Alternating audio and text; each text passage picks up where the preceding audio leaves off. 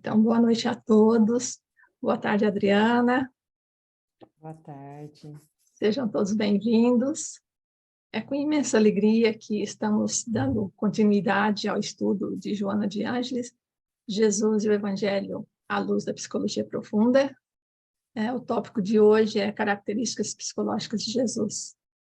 Esta é uma iniciativa do NSP, a Federação Espírita Holandesa, e os amigos da AME Brasil, sob a coordenação do Dr. Gelson Luiz Roberto. Hoje temos a satisfação imensa de ter a presença da nossa querida Adriana Lopes para falar das características psicológicas de Jesus. Para quem ainda não a conhece, Adriana Gorete de Oliveira Lopes, como profissional, é psicóloga clínica, mestre em saúde coletiva pela Universidade do Estado do Rio de Janeiro, doutora em literatura comparada pela UniOeste, analista junguiana, membro do Instituto Junguiano do Paraná e várias outras organizações da área de psicologia. É também docente em cursos de pós-graduação nas áreas de psicologia e afins. Como trabalhadora espírita, é pesquisadora da AME Brasil, expositora espírita e coordenadora de grupos de estudos da série psicológica Joana de Ângeles, em Cascavel, Paraná, onde reside. Adriana, querida, a palavra é sua. Muito obrigada. É uma imensa alegria estar com vocês, né?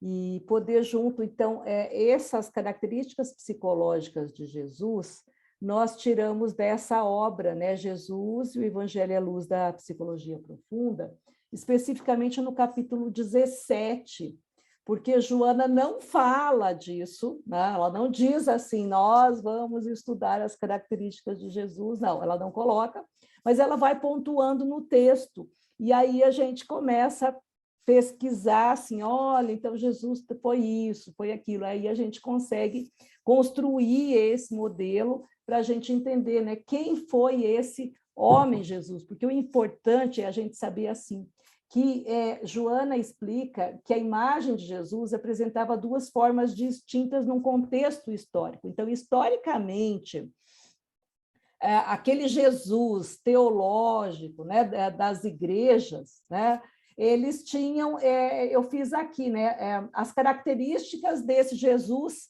antigo, antes, né, que as igrejas colocam, a igreja católica, as igrejas protestantes, que era essa imagem que nós, antes do Espiritismo, tinha desse personagem histórico, já começa por aí. Jesus estava lá, ele era um personagem histórico, ele era compadecido das multidões, mas distantes da gente, dos sentimentos. Ele procurava a sua comunhão com Deus, mas ele era longe desses tormentos das massas. Ele era o Redentor, aquele que veio nos salvar, né, nos libertar das culpas, isento de qualquer tentação e de qualquer condição de humano. E aqui a característica mais difícil, né, daquele momento histórico, que é impossível de ser imitado, acompanhado, e ele era inacessível. Até a imagem, ele está lá na cruz, lá longe, né? Então, era muito, emocionalmente falando, é uma imagem muito difícil, né, de amar, porque ele está lá morto na cruz. Aí vem com a psicologia profunda no viés da Joana, e já o próprio Espiritismo já traz essa visão desse Jesus humanizado, desse Jesus que triunfou graças aos esforços e conquistas, que oferece recursos terapêuticos para os problemas morais e espirituais, né? Não só para o homem daquela época, mas hoje, né? Então, ela atualiza Jesus, ela tira ele da cruz e coloca aqui dentro da gente, bem pertinho, igual eu e a Maria, a gente estava comentando no início, né, o quanto esse Jesus precisa ser colocado dentro da gente, do nosso lado, o nosso modelo e guia, né? Então, ele ensina que todos os seres não são de essência divina. Vós sois deuses, ele já nos disse, né? Porque nós são procedentes do psiquismo criador. Então, quando ela coloca, né, o psiquismo criador, essa consciência consciência maior, com letra maiúscula, assim, sempre ela está se referindo de Deus, né, desse Pai. Então, esse psiquismo criador, ela está se referindo a Deus. Então, esse Jesus estabelece o processo da evolução que se dá mediante as experiências infinitas num processo incessante. É nessa ideia de que tudo evolui na natureza, né? Então, ele sai da cruz e ele vem estar com a gente diariamente, e é um Jesus mais humanizado, né? Divaldo fala assim, que ela descrucifica Jesus, e Jesus fica vivo, ele é o Jesus homem. Gente, quem tiver dúvida, podemos falar, perguntar junto, o nosso objetivo é aprender junto, então podemos parar, perguntar, fiquem à vontade. Ergue a mãozinha assim, só para mim saber que vocês querem falar, né? Aquela mãozinha que tem aí no Zoom, e aí a gente vai parando. Então, isso que é esse Cristo histórico, que é esse primeiro aqui das teologias igrejistas, que é um termo que a Joana usa, né? Ele cede lugar para o que Joana chama, nesse livro inteirinho, ela chama de Jesus homem. Então, esse Jesus homem é esse Jesus vivo, esse Jesus humano, né? E aí aqui entra a primeira característica dele, que é a neutralidade. Então, se a gente olhar logo no início desse texto do capítulo 17, ela vai falar dessa neutralidade. Jesus não quer resolver as coisas do mundo. Ele até disse, quando foram perguntar para ele sobre a questão dos impostos, né? Perguntaram para ele, porque eles queriam ver se Jesus ia se contradizer nas leis. Então, perguntaram, né, Jesus, a gente tem que pagar imposto? Aí Jesus, conhecendo, né, o homem, olhou para a moeda e falou assim, de quem é esse rostinho que está aí na moeda? Aí ele, é de César. Aí a resposta dele é, dai a César o que é de César, ou seja, ele não veio resolver questão política, questão de imposto, questão de nada. Ele veio ser o modelo e guia. Né? Então, a primeira característica é neutralidade. Ele não é insensível, mas ele é um vínculo de amor que vem despertar as possibilidades novas. Isso é importante. O compromisso dele é ser fiel e direcionar para Deus. Ele não se perturba com o transitório e está simbolizado com o que é essencial.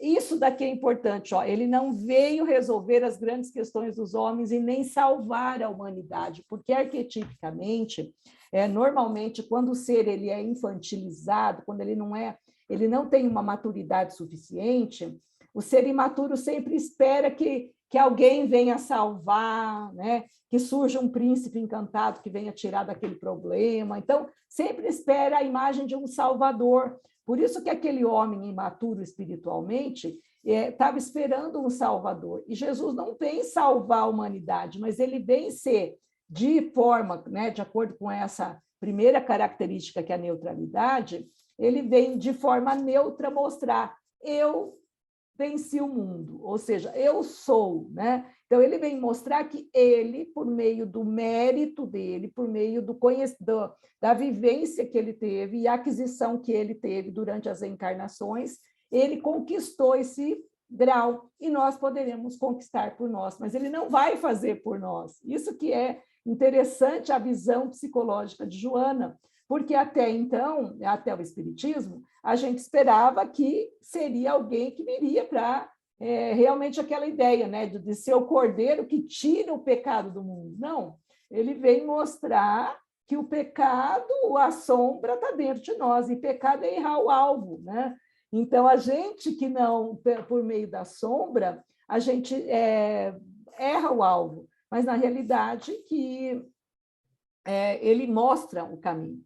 Então, a neutralidade de Jesus faz uma relação com o diamante. Logo no início do texto, ela fala ela cita aqui, ó, na página 133, para quem tem essa edição da capinha azul, né? Ela coloca: Jesus é o diamante que se tornou estelar, mantendo o brilho interior sem permitir-se ofuscar as débeis claridades individuais, no entanto, clareando as consciências e amando-as, né? E aqui uma ampliação psicológica, que Jung, na psicologia analítica, ele usa a alquimia como uma imagem para a gente entender o processo psicológico. Então, ele fala O Jung trabalha que, na alquimia, o que os filósofos chamavam de pedra filosofal ou o ouro dos filósofos é esse corpo diamantino. Então, a Joana faz uma menção alquímica aqui, olha que interessante, né? Porque Joana, quando foi Juana Inês de la Cruz, ela estudou muito, ela estudou alquimia, ela estudou mitologia, ela estudou uma série de coisas, foi no século XVII no México, né? E ela cita aqui esse Jesus é o diamante. Então, quais são as características desse corpo diamantino, né? Ele tem as duas qualidades. Primeiro, é maleável, como a cera, se adapta, então ele veio para a Terra, se adaptou, inclusive, o perispírito dele aos nossos moldes, né? E incorruptível, não se corrompeu com as maldades. E onde Joana fala isso? Nesse próximo parágrafo, quando ela fala assim: instalava com os infelizes, mesclava-se com eles, mas não se tornava um deles, porque a gema preciosa, mesmo no pântano, quando o sol a alcança, mantém o seu brilho. Olha como Joana é poeta, né? Ela traz isso de uma forma belíssima.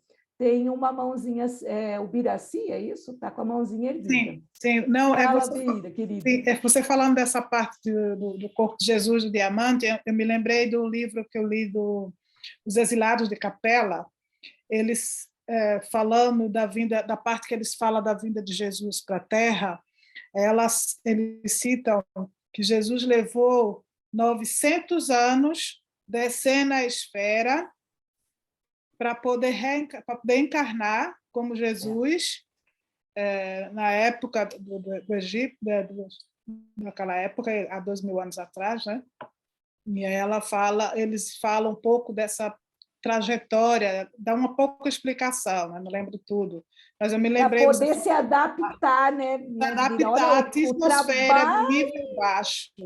Isso. O trabalho que foi para ele fazer essa adaptação perispiritual. Muito bem lembrado, é verdade. Muito interessante. Muito interessante. E nesse livro eles falam bastante de Jesus, e eu me lembrei, quando você falou agora dessa parte, que eles falam lá sobre a vinda dele, né, o processo da vinda dele, porque os exilados de Capela estavam sendo preparados para receber Jesus, né? Ficaram uns 2000 anos reencarnando para ver se melhoravam para ser os apóstolos. E aí eles falam, né, o que Jesus teve que descer é o guia do espírito que fica reencarnando, fala, Jesus está passando 900 anos para ele chegar ao nível de reencarnação no planeta Terra, onde são ainda muito primitivos. Uau. E lá fala também dele como governador do planeta, né? Que teve presente no início do livro ele fala planetária. que ele vai buscar os espíritos que estão sendo retirados de Capela, e ele tem uma reunião com o governador de Capela, e eles descrevem, né, toda a reunião. É muito interessante. Muito bonito. A descrição de como é a reunião, a presença dele, ela descreve a iluminação dele. Que lindo. Como e Jesus. É isso que a Terra está passando agora, sabe, Bira? Porque assim, a Terra, nesse momento, né, nessa transição, que a Terra está deixando de ser o planeta de provas e expiações para ir para uma era de regeneração, então vai um tempo longo, né? E que a gente sentiu isso muito na pandemia, o início mesmo, eu acho que é ali que foi de verdade, né? Porque foi, né, começou ali esse período bem difícil, mas já é esse segundo momento, né, de que outros planetas estão sendo preparados para essa população que não vai ficar mais aqui, para poder ficar esses espíritos aqui que estão nessa condição, né, de poder continuar aqui, né? Muito bonito isso. Eu espero que não aconteça o que aconteceu lá com a gente. Não. Por isso que a gente está aqui estudando, né? Mas é a transição, né? Mas, isso. E que lindo, né? Muito obrigado com a tua contribuição, muito importante isso. E aí entra a segunda característica, já junto com isso, que é o modelo e guia, né? Então, aí Joana fala assim, ó, ele veio mostrar um caminho, mas cada um deve fazer por si. Ele fala, eu sou o caminho, a verdade e a vida. Então, ele vem mostrar um caminho. E ele falava, né, tua fé te curou. Ele não dizia, eu estou curando você nesse momento. Ele falou, tua fé te curou, vá e não tornes a pecar, né? Então, ele vai favorecendo a transformação humana. Ele não violenta ninguém, nem ofusca o seu brilho, mas ele vai despertando a consciência daqueles, né? Não tornes a pecar, não erres mais, né? Ele aponta, mas ele esperava que esses discípulos amadurecessem. Ele chega para o Pedro e fala para o Pedro, Pedro, você vai me trair, né? Mas aí o Pedro saiu, traiu ele 3 vezes, ele cai em si, faz o processo de transformação e Cristo respeita esse livre-arbítrio dele, né? Mas ele é firme e imperturbável. Então, ele mostra, ele sabe, ele conhece, mas ele dá a liberdade para que a gente possa fazer essa transformação de uma forma pessoal, né? Ele não faz pela gente, como a gente acreditava que fosse. Terceira característica é psicoterapeuta da alma, tá? Então, a psicologia de Jesus é uma proposta de esperança e positiva. E aí a gente vai ver essa característica de psicoterapeuta, né? À medida que a consciência desperta, cada vez mais é mais fácil a conquista da ascensão espiritual. E Jesus nos trouxe uma mensagem de beleza e de amor, e que existe algo a ser alcançado, enchendo de esperança o nosso coração. A perfeição nos espera. Então, a única coisa que nós não temos liberdade é da lei do progresso. Querendo ou não querendo, nós vamos progredir, nós vamos nos transformar. É o que a Joana fala, nós seremos plenos, nós teremos a plenitude, né? Sua proposta, então, a proposta de Jesus é essa psicologia com alma, porque ele era um psicoterapeuta, né? Ele resgata a alma das coisas, o princípio espiritual que há em tudo. Ele oferece recurso psicoterapêutico para os problemas humanos, né? Na proposta da psicologia profunda, que humaniza o vencedor de si mesmo, que triunfou sobre as conjunturas e que se encontrava graças aos valores conquistados, tornava-se companheiro do infortúnio por conhecer a sua origem, as contingências perigosas para o processo de evolução e, ao mesmo tempo, oferecia recursos terapêuticos para as mazelas morais e espirituais daqueles que padeciam, né? Então, as pessoas procuravam para as curas, ele, então, atendia, mas ele devolvia para a pessoa, de forma humana, né, a possibilidade dele manter esse quadro, né, de cura ou não. E mostrava a importância da pessoa a trabalhar na sua melhora, né? A sua terapia consistia em auscultar a alma humana. É isso que ele sabia que o Pedro ia negá-lo 3 vezes. Então, o que é essa faculdade de auscultar? Não é escutar. É como se fosse auscultar, sentir com todos os poros do corpo. Então, em todos os poros do corpo, ele sentia como que é aquela evolução daquele ser. Então, conhecendo cada pessoa que dele se acercava, graças à capacidade, isso que é auscultar, penetrar o insondável do coração e da mente, sem humilhar ou jactar-se, conseguia oferecer combustível de amor para transformar o interior, que se deveria operar. E quando esta não ocorria, assim mesmo estimulava ao seu prosseguimento, pois que um dia seria alcançada. Está na página 133 e 134, né? Mostrando essa possibilidade de transformação interna, né? Vai e não voltes a pecar, no sentido de errar o alvo, né? Quando ele falava para o cego, ou mesmo o ranceniano, né? Ele ia estar dizendo dessa questão para que mude a frequência vibratória. E aí a gente estuda em Joana, principalmente nos conflitos existenciais, quando ela começa a trabalhar, né, os nossos problemas existenciais, né, os nossos conflitos, ela fala que muito das nossas doenças, das nossas patologias, tem a ver com o nosso painel, né, os nossos pensamentos, né? Quanto mais sintonizados em coisas ruins, em coisas pesadas, a gente vai manter essa aura, né, do pensamento deletério, e aí, com esse pensamento deletério eu vou lesando o meu corpo e eu vou contribuindo para formar uma patologia, né? Então, é interessante como que é o processo do adoecer. Até aqui tudo bem? Podemos seguir? Ok, então vamos lá. Quarta característica, ele é um espírito puro pertencente aos espíritos de primeira ordem, e isso lá naquele livro que foi citado, né, Missionários da Luz, não, enfim, esse livro que foi colocado do Emmanuel, A Caminho da Luz. No A Caminho da Luz, Emmanuel fala isso, né, que Jesus era um espírito puro. Então, Joana diz assim na página 134, a sua divindade estava na essência interior dele mesmo. Quem está com o livro, quiser colocando lá, né, essas características, porque não está elencada no livro as características, a gente que foi puxando do texto e foi dando os nomes, né, das características, mas eu vou deixar com a Maria os slides, quem quiser depois pode ficar com eles, né, pode compartilhar aí para ter esse material.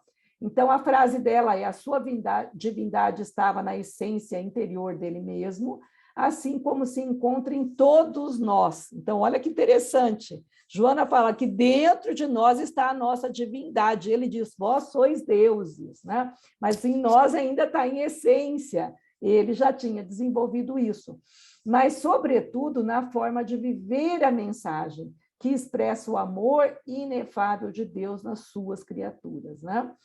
Aqui eu cito Kardec, né, na classificação, em O Livro dos Espíritos, a parte segunda, a classificação que Kardec dá, onde ele vai explicar o que é o espírito puro, né? Então, ele diz que são espíritos, os espíritos puros, os que percorreram todos os degraus da escala e se despojaram de todas as impurezas da matéria.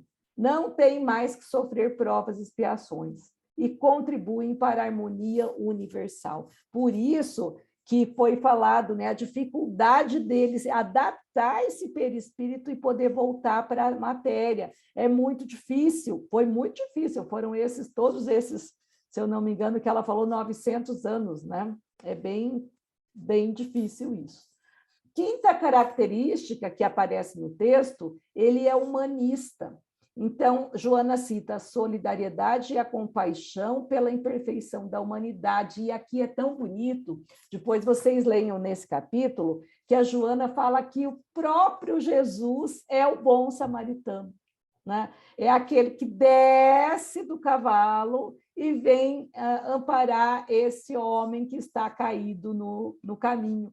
Nós, a humanidade, né? Nós, humanidade, somos esses que estamos caídos, porque nós estamos ainda à margem do nosso processo de evolução, e Jesus desce, né, dessa condição de espírito puro que ele já tinha, não necessita da encarnação mais, mas por amor a nós e ao planeta, ao qual ele é o governador espiritual, e ele vem nos trazer o exemplo. Olha que lindo, né? Joana falando que ele é o próprio, eu nunca tinha pensado nisso, que Jesus como o próprio bom samaritano. Então, todo o ministério de Jesus foi de esperança e de amor, compaixão e auxílio e movimento na ação do bem. Se nós pegarmos, né, o que a gente tem de informação, e a Amélia Rodrigues é importantíssima, né, quando ela narra essas histórias da época de Jesus, né? Todas essas imagens, essas histórias, essas passagens, mostra ele minimizando ou anulando os infortúnios humanos, né? E a frase de Joana é: a humanidade de Jesus está muito bem delineada na parábola do bom samaritano, exemplo máximo de solidariedade, de elevação, de sentimento, de caridade, como ele próprio o fazia. Então, aqui Joana mostra como Jesus sendo esse samaritano que desce do cavalo, desce da sua condição hierárquica e vem nos pegar no colo, né, nos acolher. Sexta característica, eu estou indo meio rapidinho, porque eu tinha feito um plano de 1h30, E aí eu vi que é 1 hora só, então eu estou indo rapidinho, mas a gente pode parando e conversando sobre isso, tá? Sexta característica, ele é caridoso e misericordioso. Fossem conforme se apresentassem as calamidades físicas, morais, políticas, econômicas, os infortúnios de qualquer expressão, ele se utilizava da caridade misericordiosa, entendendo a angústia e a aflição humana, procurando remediar quando não devesse eliminá-la, porque da mesma poderia resultar abençoados frutos para o porvir de cada qual. Quantos desastres ocultos, quantos desalinhos que não chegaram a ser cometidos, porém foram identificados pela sua superior qualidade espiritual, né? Está Joana na página 134. Então, graças ao trabalho dele naquela época e ele até hoje em nossos corações, quanta coisa, né? A gente evita de sofrer, porque a gente já tem esculpido no nosso perispírito essa imagem, né? Na psicologia analítica, a gente fala imago Dei, né? A imagem de Deus dentro de mim. E Jesus é esse arquétipo, né? Que mostra esse caminho para esse Deus interno. Sua atitude sempre contribuirá para o processo de mobilização de forças por parte do paciente, ou por parte nossa, né? E Joana diz, silenciosa ou verbalmente, contribuía para que tudo se resolvesse, sem impedir que o paciente ou a vítima oferecesse a contribuição de esforço e sacrifício, a fim de crescer, aprender a construir o bem em si mesmo, sem permitir-se elogios, gratidões ou aplausos, ou que os desconsiderou. Então, ele sempre foi paciente diante da gente naquela época, né? De nós naquela época de Jesus. Sétima característica, então, é a questão do vaso fechado, né? Deixa eu só ver se não passou 2, não. Tá. Vaso fechado. O vaso fechado é uma expressão da alquimia também, que, para quem estuda psicologia analítica, né? Quando nessa frase de Joana a gente vê essa característica, ó, Jesus dizia assim, abstente de falar disso a quem quer que seja. Então, ele impôs ao ranceniano, recém-curado, para evitar as louvaminhas, exaltações às multidões frívolas e interesseiras. Mas ele aduziu, vai mostrar-te aos sacerdotes e oferece o dom prescrito por Moisés a fim de que sirva de prova. Olha que interessante, né? Aqui é para a gente pensar nessa passagem de Jesus. Por que que para o ranceniano ele fala, não fale disso para as outras pessoas, não comente que eu te curei, mas vai lá e converse com os sacerdotes. Então, por que que para uma pessoa ele tinha que falar e para o outro ele não tinha que falar? Aí é comparado ao vaso alquímico, que na terapia é assim, é o espaço do próprio setting terapêutico, o consultório, né? Então, é aquele lugar onde a gente ouve as coisas que a pessoa nos conta, mas ele fica ali protegido, né? Um vaso, está ali guardado, está ali protegido, está ali amparado, ninguém vai ouvir, ninguém vai falar, ninguém vai comentar, ninguém vai, né, saber disso, então fica protegido. Então, Jesus, tudo que chegava para Jesus, ele protegia como esse vaso, né? Ele protegia no vaso, ficava ali, mas ele mandava, né, que fosse falar para os sacerdotes. Por quê? Joana vai explicar, então. É importante manter esse vaso fechado para os processos da vida poder ter insights. Então, no processo psicológico, fica ali fechadinho no vaso para ele ficar ali cozinhando como se fosse uma panela em foguinho brando, né? Banho-maria.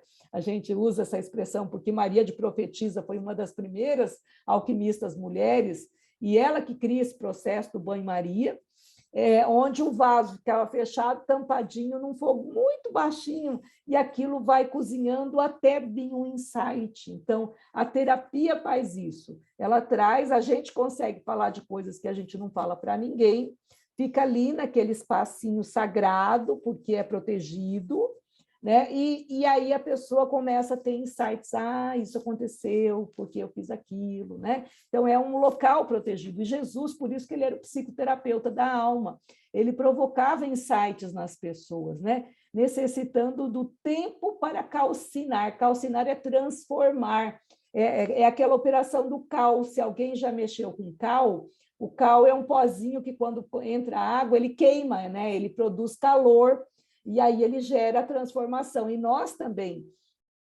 precisamos calcinar, precisamos transformar para que as nossas emoções, sentimentos, conflitos sejam queimados, né? Transformados.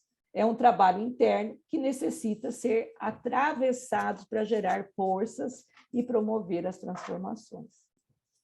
Até aqui tudo bem? Alguém quer perguntar alguma coisa? Então, o leproso tinha que se mostrar curado para os fariseus, porque, olha que interessante, vamos pegar um aspecto histórico agora, né? Havia toda uma estrutura no seio judaico, uma consciência de quem seria o Messias enviado por Deus.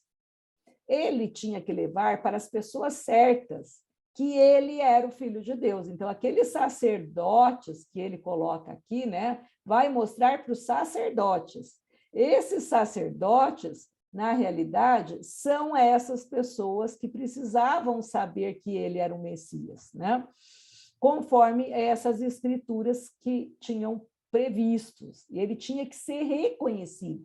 Ele não se opunha às prescrições, embora não lhes desse importância. No entanto, não criava embaraços ao comportamento da humana justiça, nem da sociedade de então, farisaica e formalista. Então, a Joana aqui está mostrando nas entrelinhas todo um contexto histórico e explicando por que ele mandava, né? Ele falar para os sacerdotes, mas era para manter segredo para os outros, porque os sacerdotes tinham que saber que ele... Tanto é que perguntaram, né, quando ele foi para a crucificação, então você é o filho de Deus, de forma irônica? E ele responde, sim, eu sou, né? Eu sou é a resposta. Então ele sabia e ele veio para que isso fosse, de certa forma, para as pessoas certas saberem disso. Oitava característica, curador e médico, isso está muito claro em toda a passagem dele na Terra, né? Joana diz, arrancando as pústulas em decomposição orgânica por intermédio da renovação celular, propunha a profunda mudança de atitude mental e moral do paciente para que os campos vibratórios modeladores da forma mantivessem o ritmo de equilíbrio para a preservação da harmonia dos órgãos. Igualmente, induzia a respeito pelo que estava estabelecido, de modo de que educasse o indivíduo para viver dignamente no grupamento social em que se encontrava. Se a gente fosse pegar só essa frase, a gente ia ficar essa 1 hora inteirinha falando só dela, né? Então, aqui ela começa, então, dizendo que ele tirava essas pústulas em decomposição celular, ou seja, ele trabalhava no corpo, essa questão material, mas ele propunha uma mudança de atitude mental, e isso daqui a gente vai ver em toda a série psicológica da Joana, ela falar da importância do pensamento, da importância do sentimento, da importância da nossa vibração, que o nosso pensamento é matéria, né, que a gente plasma no campo, né, vibracional esse pensamento, que essa atitude mental e moral do paciente tem todo esse campo que vai atuar aqui quando ela fala, né, nesse campo vibratório modelador da forma, ela está dizendo do perispírito, né, no autodescobrimento, no conflitos existenciais, ela vai fazer todo um estudo bem aprofundado de perispírito. Então, quando ela trabalha, tem pessoas que falam assim, para que estudar Joana? Vamos estudar Kardec. Mas ela trabalha todos os itens que Kardec trouxe e ela amplia com a visão psicológica, né? Então, quando ela fala que esse pensamento, então Jesus cura o corpo, mas ele propõe uma mudança de atitude mental e moral para que o nosso perispírito não sofra a ação do nosso pensamento. Até ontem, não sei se tinha alguém de vocês, mas tem aquele programa lá do Fabrício, né? E que está sendo trabalhado esse livro aqui, né, de Joana, Contribuições de Joana de Ângeles para os Transtornos Mentais, e ontem eu trabalhei com eles a demência, né? O mal de Alzheimer, a questão do Parkinson e outras demências, e lá eu pego toda essa parte que a Joana mostra, que está na série, de como acontece essa questão vibratória influenciando no perispírito para formar uma patologia. E até a psicologia hoje, os médicos, principalmente da AME, os médicos espiritualistas, não só espiritualistas, mas a ciência em si, tem estudado um campo que chama epigenética. Não sei se vocês já estudaram a epigenética. A epigenética é assim, como que os fatores do meio vão atuar na mudança do nosso código genético. Então, por exemplo, aqui na minha região, que é uma região muito agrícola e que tem muito fungicida, herbicida, muito veneno, nós temos uma incidência muito grande de doenças degenerativas em virtude da epigenética. Então, toda essa toxina que nos chega por meio dos herbicidas, que está no tomate, que está nos alimentos que a gente consome, na soja, no arroz, no trigo, no feijão, o nosso corpo vai receber isso, de alguma forma isso vai atuar no código genético, vai fazer uma alteração no código genético. E aí, os médicos espíritas têm estudando sobre outras... Então, porque a epigenética vê os fatores do meio. E aí a Joana considera fator do meio o próprio espírito, o pensamento, o sentimento, a emoção.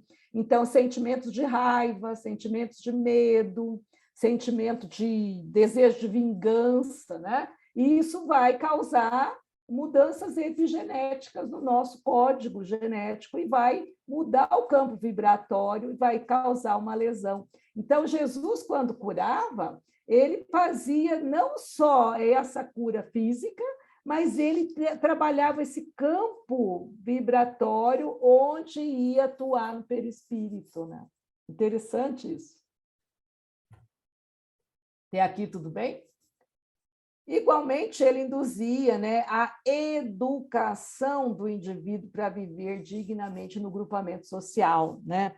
Educação no sentido de tirar de dentro. Então, ele favorecia, nós somos seres sociáveis, nós somos seres que vivemos em grupo, que vivemos em sociedade. Então, ele estimulava que a gente pudesse desenvolver leis e normas e regras para viver dentro desse grupamento social, né, das pessoas.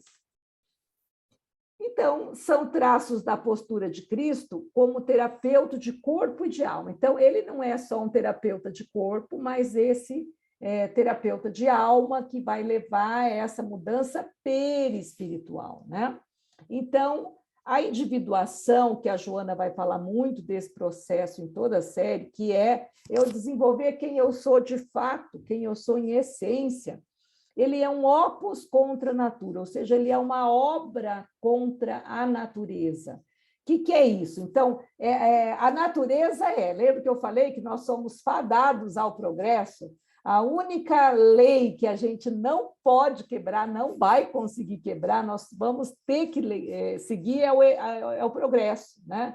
Então, é da nossa natureza progredir, mas a passinho de tartaruga, né? Até a tartaruga é rápida demais perto da nossa evolução.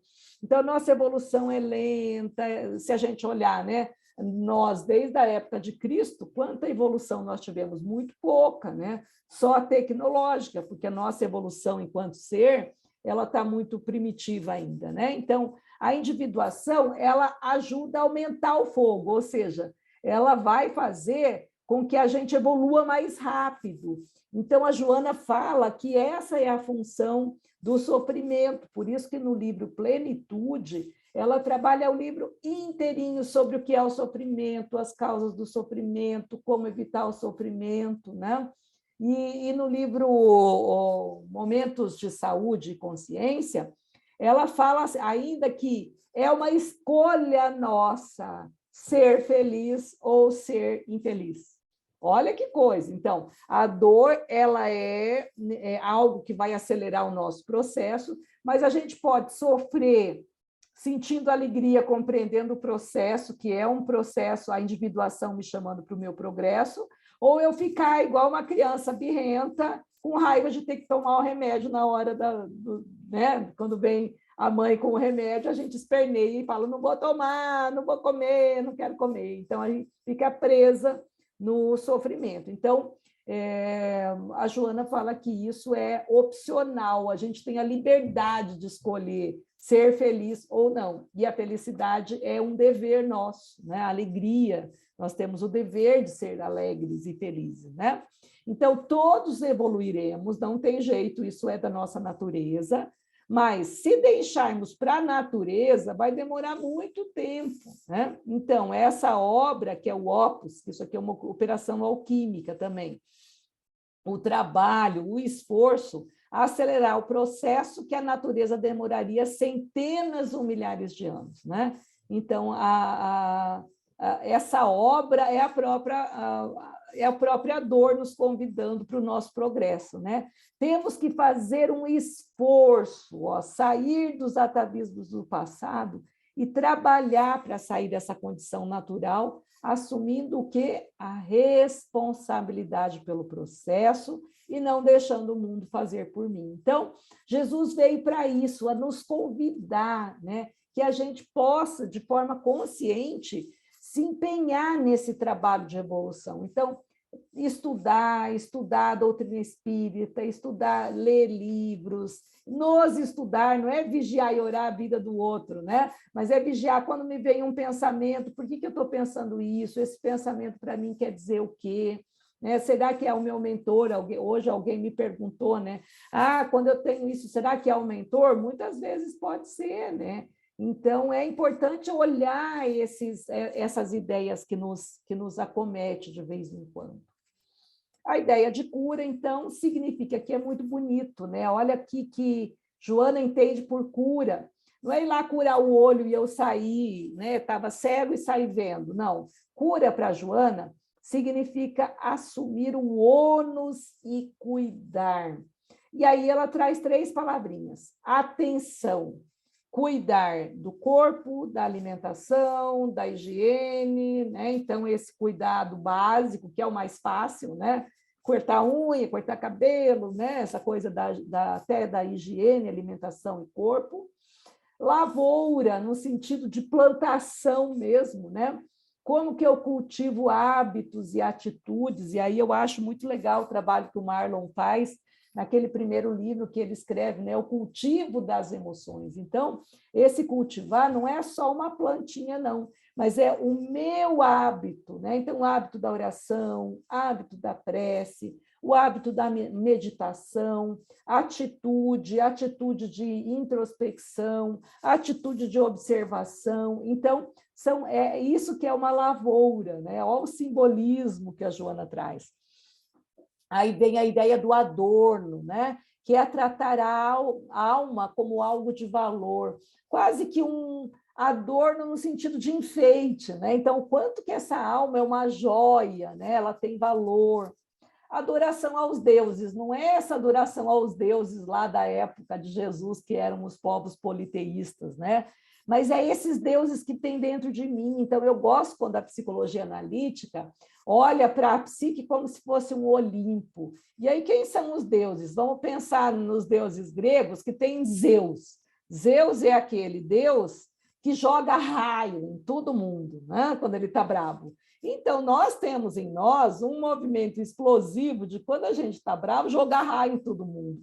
A gente tem um Eros, que é um deus do amor, um deus das pontes, das ligações. Quem é Eros na nossa vida? É nosso lado médium, né?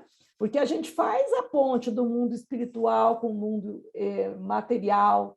Então, é Eros na nossa vida. Então, esses deuses que a gente tem que ter, segundo Joana, uma atenção cuidadosa, todos esses arquétipos, são essas tendências que nós temos da mediunidade, né, enquanto mãe, enquanto esposa, enquanto filha, enquanto, né, não importa, mas o que a gente fizer, fazer com essa atenção cuidadosa, como um cuidado, sem aquela coisa da culpa, né? Nossa, me veio um pensamento, nossa, minha culpa, minha máxima culpa. Não, mas por que esse pensamento vem? Ele está me chamando para a vida, né? Por que está vindo agora? E aí a gente tentar olhar para isso com esse cuidado, com esse amor a nós mesmos. E a Joana fala do auto-amor, né? Da importância dessa postura de um amor a nós mesmos.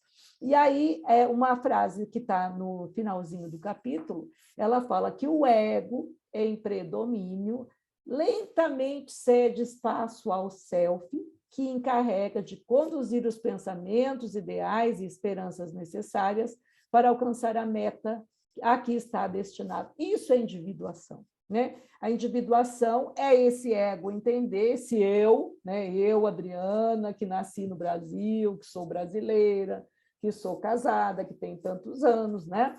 Então, esse eu, entender que ele não é nada, que ele está a serviço de alguma coisa maior, que é o meu espírito milenar.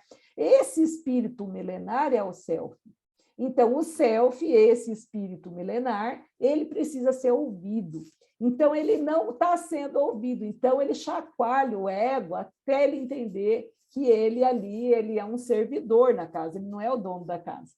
E a gente, como não sabia disso, né, na primeira metade da vida, a gente vai para a vida, vai estudar, vai ter carreira, vai ter família ou não, vai ter alguém para casar ou não, vai ser mãe ou não, né, vai ser pai ou não, que profissão vai ter. Então, a nossa energia está para fora, então precisa de um ego para fazer isso. Mas na segunda metade da vida, a energia vira. Então, o fora está construído, aí volta para dentro, e aí entra as questões existenciais, né? Quem sou eu? O que eu estou fazendo aqui? Afinal de contas, para que eu vim nessa terra, né? Então, é uma crise, a gente chama de crise da meia-idade ou metanoia, que é uma crise importante, onde esse self está chacoalhando esse ego para olhar e perceber que ele precisa ceder espaço para esse espírito falar, né? Esse espírito milenar. E aí, ele precisa se encarregar de conduzir os pensamentos, ideais e esperanças necessários para essa meta que ele está destinado, ou seja, fazer o que ele veio fazer aqui na Terra. Não, a gente acha, às vezes, que é uma missão tão grande, não, mas se eu conseguir fazer a parte que me cabe, isso já é a meta que eu estou destinado, né? Então, para esse logro, o trabalho é árduo, mas, ao mesmo tempo, gratificante. Porque, à medida que esse ego se liberta desses impositivos milenares, que fica lá atavicamente, vida após vida, prendendo a gente no mesmo ponto, porque, à medida que ele se libera disso, ele vai se tornar mais factível vencer o próximo, ensejando-se mais amplos recursos de iluminação interior. E Jesus fala no final, né? Eu venci o mundo. Então, é isso, a gente tem que vencer o fora, vencer o próximo, né? Mas, ao mesmo tempo, vencer a nós mesmos, né? Por isso, não é importante alguém apenas confessar-se crente em Jesus, mas imitá-lo. É interessante que a gente vê, tem um livrinho, eu não sei quem que escreveu, que chama Imitácio Cristo, que é imitar Jesus, né? Imitar Jesus. Eu coloquei ainda em itálico e coloquei esse asterisco, que vem os budistas, os monges, todas essas pessoas que vivem em monastério, eles têm essa proposta de imitar-se o Cristo, né? Não é só acreditar nele, mas é fazer o que ele faz e muito mais. Por isso que Jesus precisa ser descrucificado, ele tem que estar presente, ele tem que ser o nosso modelo e guia de verdade, né? Em razão de que ele inspira de sentido e significado da sua existência na Terra e da sua passagem entre as criaturas quanto ao seu apostolado de amor, exarados dos seus efeitos e nos seus feitos, né? A Joana, no finalzinho. Nesse contexto, ele, Jesus, deixa de ser o símbolo Jesus preso na cruz, ele deixa de ser esse símbolo distante, irreal, longe, complacente, de tornar-se dinâmico, e torna-se o dinâmico Jesus homem, de todos os momentos do caminho dos homens, instruindo-os, renovando-os, soerguendo-os e aguardando-os pacientemente, né? Então, Jesus deixa de ser esse símbolo cristão de um Jesus preso na cruz e ele traz o que o Divaldo sempre fala, né? Ele é esse Jesus descrucificado, é esse Jesus vivo na nossa alma e na nossa vida. Então, o homem moderno, nós, hoje, na contemporaneidade, necessitamos ouvir Jesus com os olhos. Olha que frase linda, né? Como que ela coloca? Ouvir com os olhos, sentir os exemplos que ressumam da sua história e que são ressuscitados nos seus seguidores, que procuram fazer conforme ele realizava, na direção do alvo essencial, que é a libertação das paixões constritoras, que remanescem no egotismo da natureza animal, transformando-se em realidade espiritual. Então, esse Jesus, homem, vivo, presente no nosso dia a dia, ele tem que ser ouvido com os olhos. É como se a gente tivesse que desenvolver um sentido diferente, porque não dá para ouvir com os olhos, né? Então, se a gente olhar de forma literal, é impossível, não tem jeito de fazer isso. Mas se a gente conseguir pensar que o que ela está falando, que a gente precisa, de alguma maneira, desenvolver uma percepção para poder entrar em contato com esse espírito que está aqui, ele é o governador do planeta, ele está desde o momento que o planeta foi criado e ele vai presidir até o momento da sua extinção, né? Então, para encerrar, eu vou trazer essa frase de Joana que diz assim: Jesus, na condição de peregrino do amor, demonstrou como é possível curar as feridas do mundo e dos seres humanos, com a exteriorização do amor em forma de compaixão, de bondade, de carinho e de entendimento, né? Então, eu também está no livro Jesus e o Evangelho à Luz da Psicologia Profunda, no capítulo 13, né? Então, que a gente possa trazer esse Jesus para as nossas vidas e conversar com ele em pensamento, né? A Joana fala assim, quando a gente faz a prece, a gente faz uma pergunta. Quando a gente medita, a gente ouve a resposta. Então, a Joana traz para o meio espírita uma técnica que não é espírita, a meditação não é uma técnica espírita, é uma técnica oriental, onde a gente vai desenvolver esse feeling, né, de ver Jesus, né, ouvir Jesus com os olhos, que parar tudo e entrar em contato, em conexão com essa energia superior. E a gente consegue, isso é tão bom, né? A gente tem uma pergunta, às vezes a gente está num momento de dor, momento de prova, momento de doença, né? Ou a gente passou aí por pandemia e não teve nem um dia que a gente não tivesse perdido pessoas, né? A gente tinha até medo de ligar o celular e olhar, porque quem foi hoje, né? E tinha 3, 4, 5 pessoas que tinham falecidos, que eram amigos, que eram parentes de amigos, enfim, aquela tragédia, né? Mas quando a gente consegue estar nessa conexão, é aquele momento que Jesus carrega no colo, né? A gente consegue ser levado, né? Então, a proposta da Joana é muito linda, e esse livro em especial, para mim, ele é muito, muito caro, porque ele nos traz esse Jesus diferente, né? Deixa eu ver, tem uma gratidão. Não teve quase nenhuma pergunta, né, Maria? Não sei se entenderam tudo ou não entenderam nada, né? Porque... Adriana, esse estudo foi... Não, a gente está aqui, eu acho que está todo mundo ouvindo, porque esse estudo que você fez foi muito importante, né? Porque e esses estudos que a gente vem fazendo com o pessoal aí, com os colegas seus, né? Ele vem mostrando, vai aos poucos, tirando esse véu de ignorância que a gente tem de Jesus, né? E aos poucos, a gente vai compreendendo, vai percebendo Jesus como esse nosso irmão maior, que está aqui pertinho da gente, né? Isso. Mas que agora ele vai surgindo em toda a sua plenitude para nós, aos poucos, claro, né? Isso devagarzinho a gente vai entendendo quem ele é, né? E aí nós entendemos por que o Espiritismo, né? Por que os espíritos codificadores nos deram Jesus como modelo e guia. É o ser que passou, o ser mais evoluído que passou pela Terra, que mostrou a vivência do amor para nós, né? Que a gente tem tanta dificuldade de pôr em prática, né? Mas eu creio que a maioria aqui também, digo por mim, eu estou assim muito feliz com esses estudos, porque aos poucos a gente vai compreendendo essa figura luminar, radiosa, brilhante que é Jesus em nossas vidas, né? E a gente vai trazendo ele cada vez mais para pertinho da gente, compreendendo. É nosso irmão maior, né?